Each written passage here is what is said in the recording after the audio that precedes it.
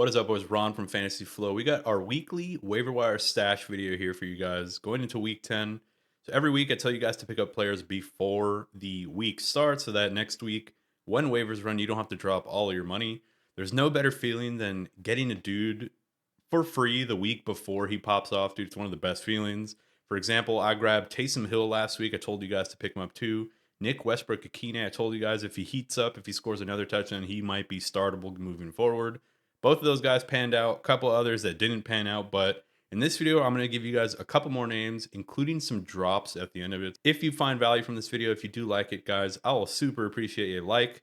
And then subscribe if you're new here and you want to catch more of my content moving forward. So without wasting any more time, boys, let's hop into the video. And it starts, as it usually does, with handcuffs, man. You're going to have to pick up the handcuffs for players that are on good offenses and that have like pretty established and like not well known, but you know that if the backup were to come in, he'd get most of the work, right? So those are like the types of handcuffs that I like. I listed a couple of them here that we can shotgun real quick.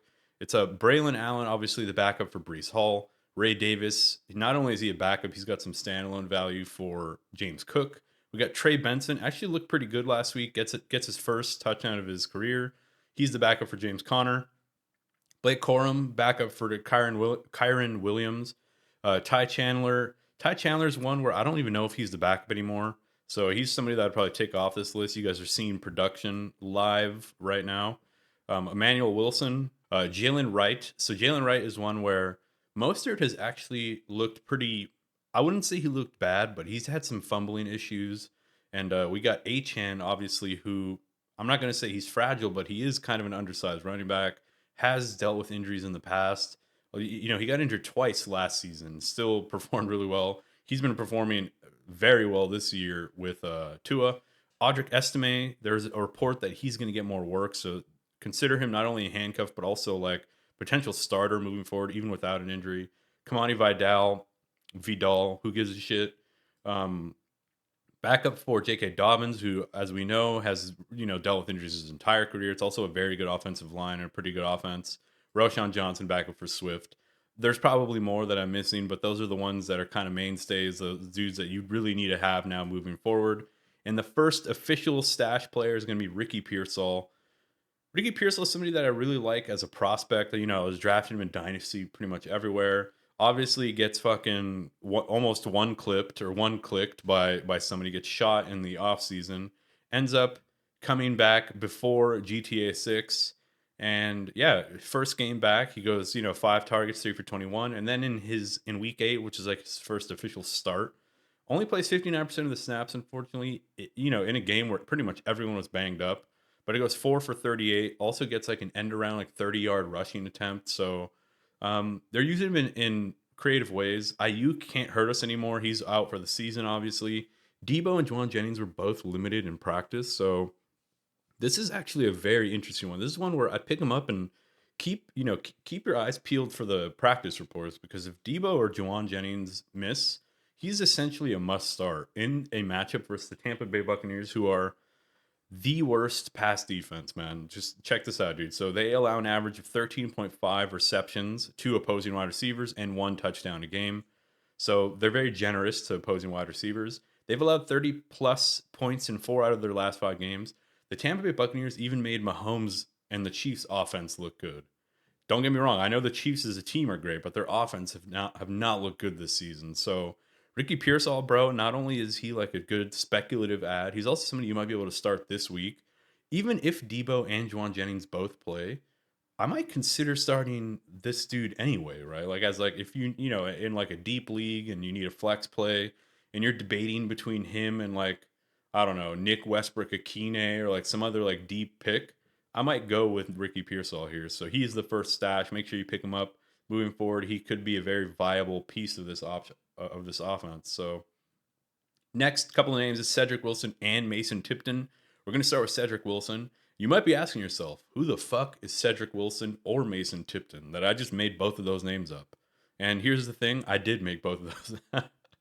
No, I'm just fucking around. So he is actually a serviceable piece of this offense now that Chris Olave is probably going to be on the shelf for a while, dude. It's like his 6th concussion. But anyway, we'll get to that soon.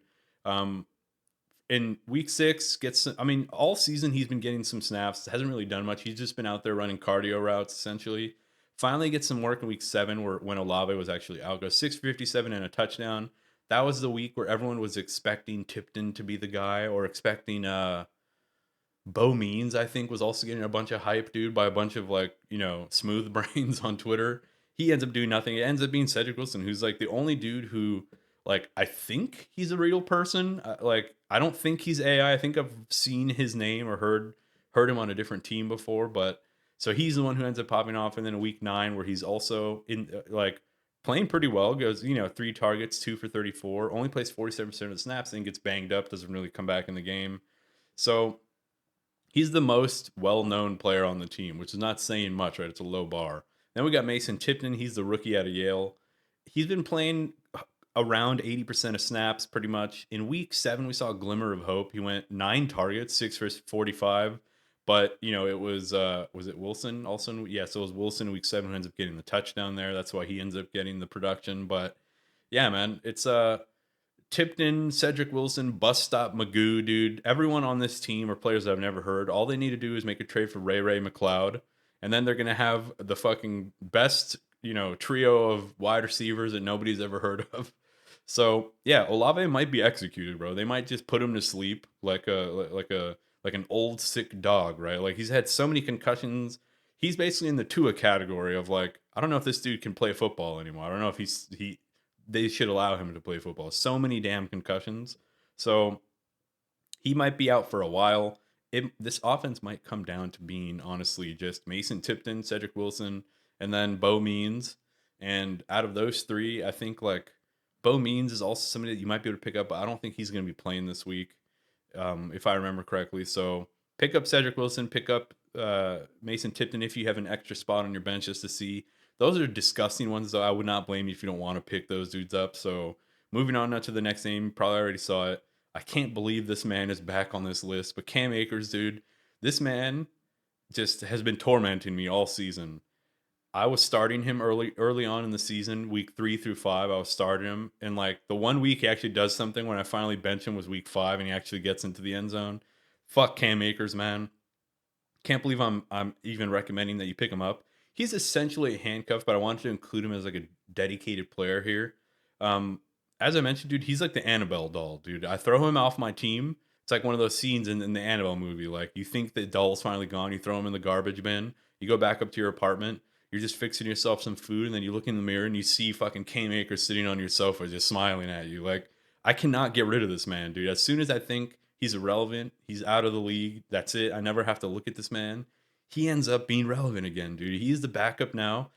One of the most valuable handcuffs, to be honest. I mean, Aaron Jones, pretty injury prone, right? The Vikings, a very good offense, great defense, good time of possession, solid fluid offense.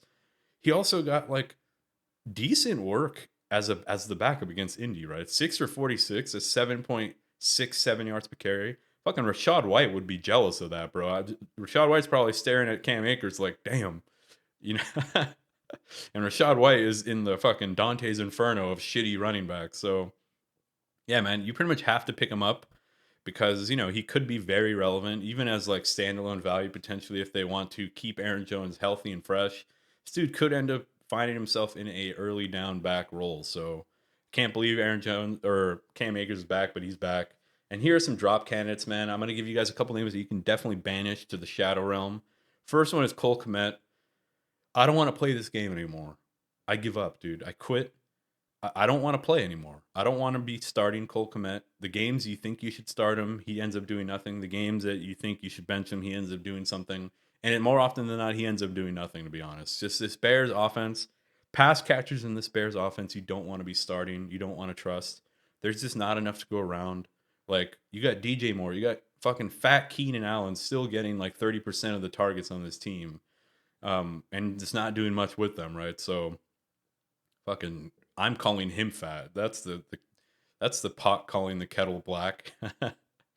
So yeah, Cole Kmet, dude, you can drop him. He's only had 2 good games during the season. The rest have been very unusable. The issue with him is that when he has a good game, they're like very good, right? Like 10 catches for 97 and a tug. And then in week 6, he goes 5 for 70 and 2 touchdowns. But you can't start him, bro, because you can't take a goose, right? He'll goose you on the other weeks that he doesn't do anything. So that's the first drop. Next drop is Sean Tucker. One of my buddies, I don't know if he's going to watch this video, but if he does, Spencer, if you're watching this man dropped all of his fab in like 4 different leagues on Sean Tucker after week 6. And it was chef's kiss, dude. I was roasting this man and panned out exactly how I thought it would. Basically, he pops off in week 6, looks really good, looks fantastic. The team is starving for like, good rushing production because it's like Bucky Irving and then Rashad White, who, if you guys are regulars of this channel, you know that Rashad White is my nemesis, and it's hands on sight if I ever meet that man. He's just one of the worst rushing running backs. He's a decent pass catcher. I wouldn't even say he's a good pass catcher. That's the only thing that they use him for. So, but back to Tucker. Pops off, and they reward him by giving Rashad White more carries, and they tell Sean Tucker to get fucked and to leave. So Sean Tucker's basically droppable. He's not like 10% of the snaps, 13% of the snaps. There's no reason you should be having him. Next name is Ezekiel Elliott, another mainstay of this channel, somebody that we like to make fun of. It's all jokes, man. You shouldn't take this personally or think I'm like actually talking shit on these players as if I can be better than them. That's not the case. But Ezekiel Elliott is so washed. He is so cooked, dude. He's a honey roasted ham. He is marinating right now. He's just cooked, dude. There's no reason you should be having Ezekiel Elliott or starting him. At the absolute best, he's maybe like a handcuff. And even then, I think Dalvin Cook probably takes that job. He did not play in week 9. They left him back in Dallas because of I think he kept showing up late to practice. So they're like, all right, dude, you're not playing this week. You're not suiting up. You're not even going to travel with the team. So they reprimanded this man. He should have been reprimanded long ago just for his gameplay. I mean, he's looked atrocious. Less than 3 yards per carry most weeks. In week 8, where he actually gets to start because Rico Dowdle has a weird illness, he like plods for 34 yards on 10 attempts and gets like falls into the end zone somehow. But yeah, Ezekiel Elliott, there's no reason he should be on your team. Next name is Tutu Atwell.